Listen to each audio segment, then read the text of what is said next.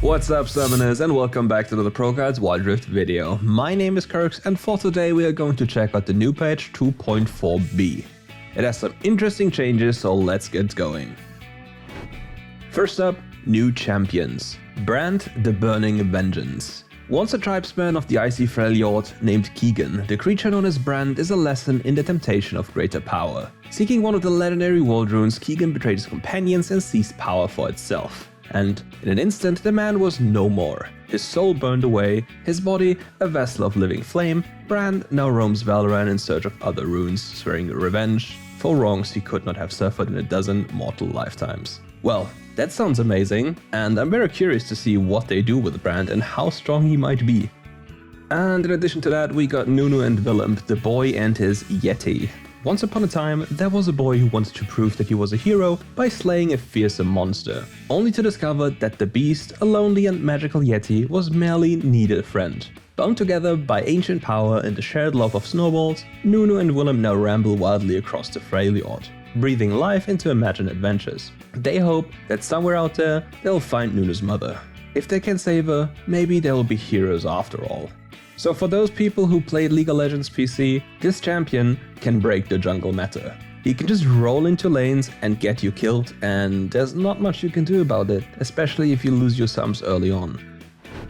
This patch we also got 7 new skins incoming. So the first 3 skins are releasing on the 2nd of September. Jade Dragon Wukong, Gatekeeper Galio, and Popstar Ari. The 4 other skins are releasing on the 9th of September at the same time as Brand and Nunu.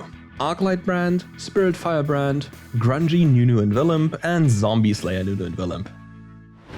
Some additional cosmetic stuff is also coming because yeah, it happens every single time. We got a new border, we got some emotes that look amazing, and some new icons. And all of that will be released throughout the patch. But now for the real deal. What we all love to see, new events, the Frost and Flame event. 2 sons of the Freljord, one who befriended a monster and one who became a monster. 2 powerful elements, the first used to create, the second to destroy. Complete daily missions to earn tokens that can be used in the event shop for sizzling and chilling rewards. The event starts at the same time as these champions are releasing. So before we continue with the video and the champion changes, make sure to check out our Discord in the description below. You should definitely take a look at it if you're interested in the community events and some nice giveaways.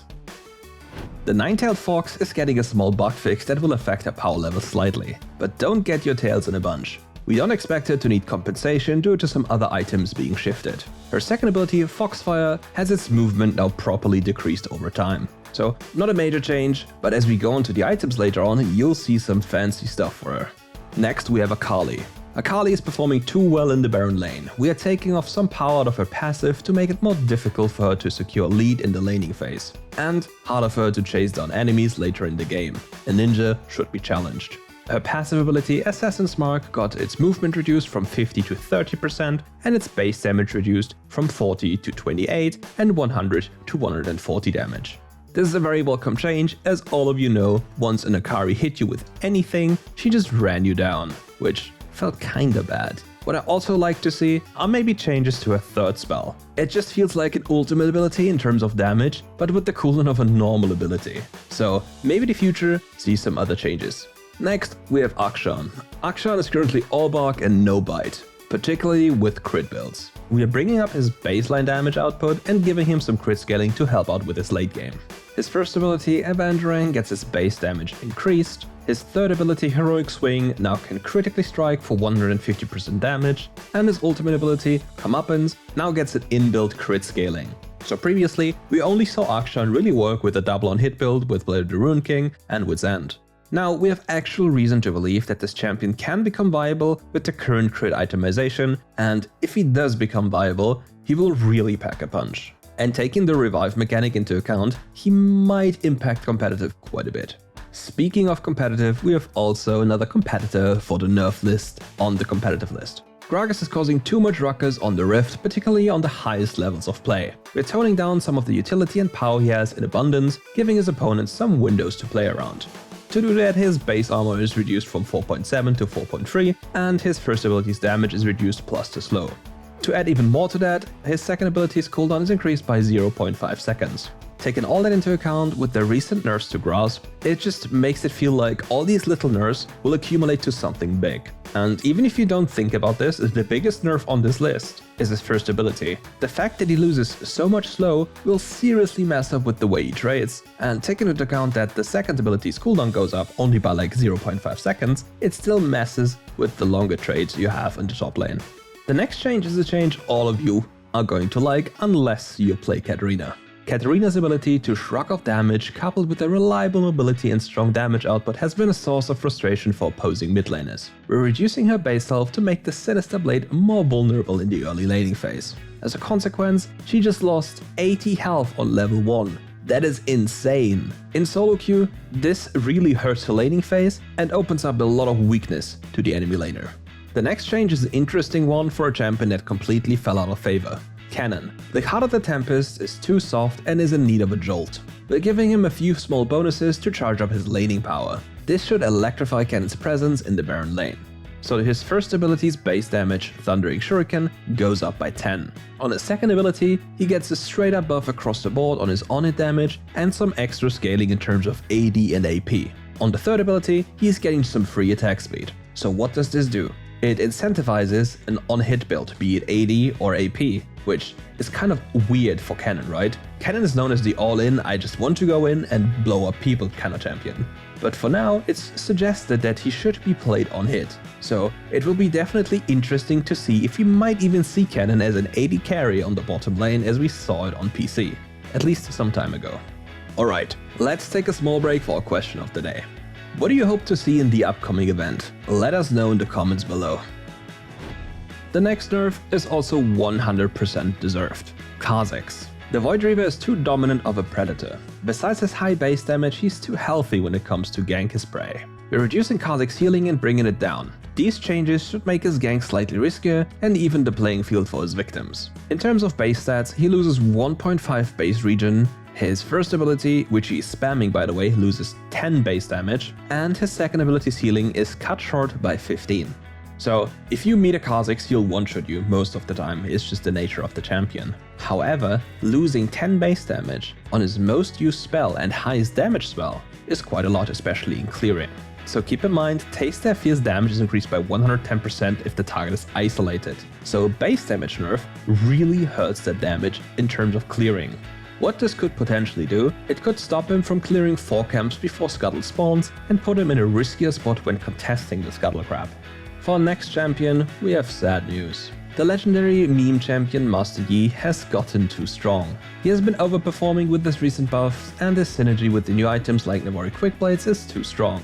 We are pulling back on some of the power he gained from patch 2.4a to ensure the Vuju Blade Master fights fairly.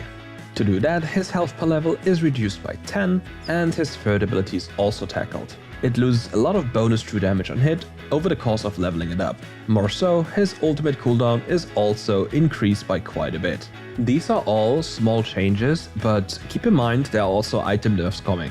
So you can't nerf a champion too much and nerf items at the same time. However, the changes to his ultimate, nerfing it by 15 seconds on the latest rank, is quite a lot. The next champion on this list is too weak on its own, but too strong with his partner. Rakan and Xayah are truly a powerful couple in the Dragon lane, however the Charmer's Battle Dance has been providing Xayah with too much safety. To reduce frustration around this interaction, we are lowering the bonus shield multiplier on Battle Dance when cast on Xayah and giving Rakan some buffs to keep it in line with other supports. As a consequence, his second ability, Grand Entrance, is buffed by 10 damage across the board, and his third ability loses quite the amount of shield when it's cast on Xayah. Its multiplier goes down from 200% to 125%. To make up for that, his ultimate's movement speed is increased from 50% to 60%. So with this, it's very likely to see less of AP Rakan and normal tank Rakan variants in the future. And especially Xayah Rakan as a power couple is maybe not picked as often anymore. The next nerf is a nerf I look at with great sadness. Soraka, the Star Child, interfered with too many mortal affairs since her recent buff without risking enough. We're tuning her down a bit so she thinks twice about rushing in to save her allies. Sarkor. The rejuvenation buff after hitting your first ability is reduced from 4 seconds to 2 seconds, and the overall healing is also reduced.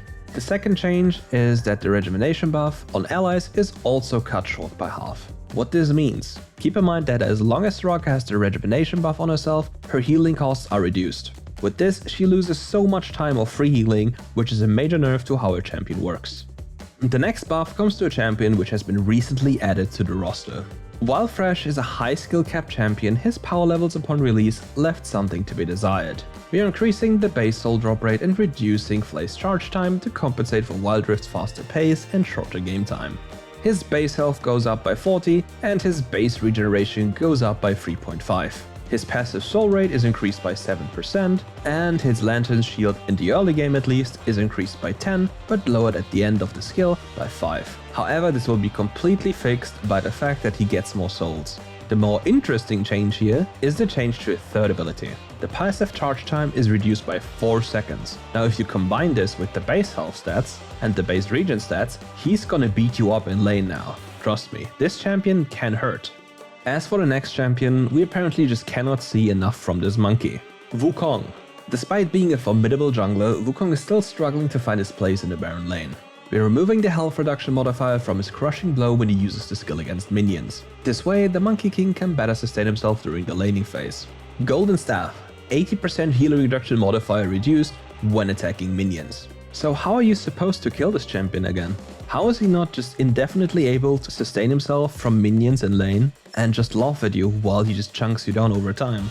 This could be a serious problem, as you understand that this champion is now a flex pick for jungle and top alike, and in both roles he is super strong, especially paired with the Yasuo.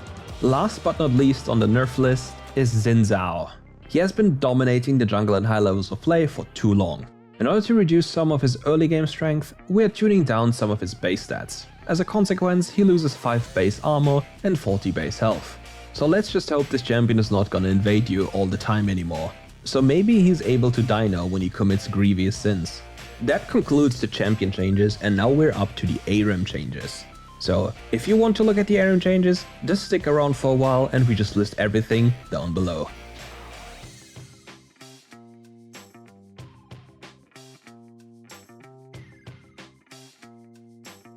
With that out of the way, we are now looking at the gameplay changes, especially for items. Solari Charge Blade. While true damage was exciting, it meant that Charge Blade was too universal in killing tanks, fighters and squishies alike. We're sharpening it to be less optimal in the general situation and more optimal when the enemy team has a lot of squishier targets to burst down. So number 1, it's losing 10 ability haste. Number 2, it's losing his true damage component and it's changed into magic damage. From 26 to 40 true damage to 24 to 52 magic damage. With the execute bonus, it's 65 to 100 true damage to 60 to 130 magic damage. So for champions such as Yasuo, this won't change anything because it's still the most broken item for the champion in any scenario. However, for the other champions, it might seriously break the value of this item. The next change comes to Warmog's armor. Following the lead of our PC friends, we're making Warmog's armor's unique passive trigger of bonus health instead of max health. This way players must opt into other health items to access its power. New passive. Warmog's Heart Trigger Condition. 2500 health to 950 bonus health. Let's be honest here, this item is just simply not made for the pace of Wild Rift. To fix this item, they need to change the time it takes to activate. That's literally it. In the way it is right now, it will most likely never be used in any scenario. Next up come mage items. We found a few notable banners opportunities when examining mage items. Liandry's Torment is too prevalent of a buy on all AP users, and players who rush Luden's Echo or Awakened Soulstealer have been underperforming heavily compared to rushing other items.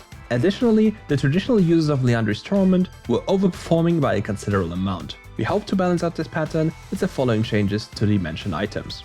Awakened Soulstealer's AP is going up from 65 to 70. I don't know of anyone who builds this item, but sure, maybe if they change the way it works, it could be better. But in the way it is, maybe for solo queue, but otherwise I don't see any function or any use for this item.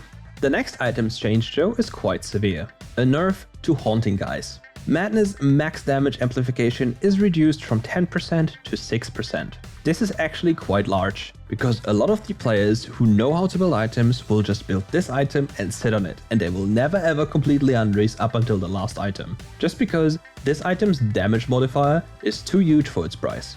But now we come to the next choice here. Liandry's Torment. It also has its max damage amplification reduced from 10 to 6. Now don't get me wrong, Haunting Guys is OP, or was OP, but Liandry's Torment as a standalone item is awful. It grants you nothing. The damage is a joke, and all you actually wanted from this item is the Madness passive. So by removing or nerfing it on the Haunting Guys, they're making Liandry's Torment just a completely dead item. So champions such as Singed, what do they do now? They're in a very bad spot. So rather than doing this, I would have rather seen Liandry's Torment not touched, but Haunting Guys being changed. That would have been a more acceptable change. However, we got a nice compensation buff to Luden's Echo, which is now completely broken. It gets its ability haste increased by 10, which is doubled by the way, and its AP increased by 5. So if you were afraid of Fizz, now is the time to be afraid twice as much. The last change comes to runes. Font of Life has been a tad too strong with high AP builds, so we're toning it down a bit. This should keep it as a strong choice for support players while bringing it more in line with the late game for players building high AP. Allied healing AP ratio down from 40 to 30%, and self-healing AP ratio down from 20% to 10%. So to all mage supports, well, it's a bad time. However, it still doesn't change the fact that it's kinda OP in competitive environment. But now for the very last change of this patch. Quite similar for support players. A system change. Passive gold. Support income is lower than we'd like, resulting in lower satisfaction when playing the role. We're amping up the mechanic introduced in 2.4 to nudge their income in a more equitable direction. This should help supports keep up with their gold farming allies. It's called Graceful Charity. Start time from 5 to 4 minutes and gold per second up from 1 to 2. With this, it's way easier to complete items, but it might be a bit broken for solo queue. We'll need to see, but expect the support running around and killing everybody while getting tons of gold. And it's time for the free-to-play champion rotation. From the 2nd September to the 8th of September, Akali, Draven, Jax, Kha'Zix, Misfortune, Orianna, Rakan, Senna, Shyvana and Singed are free-to-play.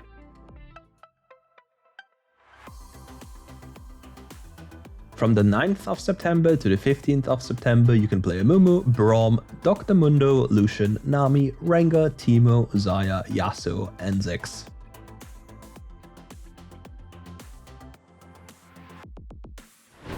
And with that, we're at the end of today's video. Thank you all for watching, and if you enjoyed the video, make sure to leave a like and subscribe to the channel. See you soon for another ProGuides Wild Rift video.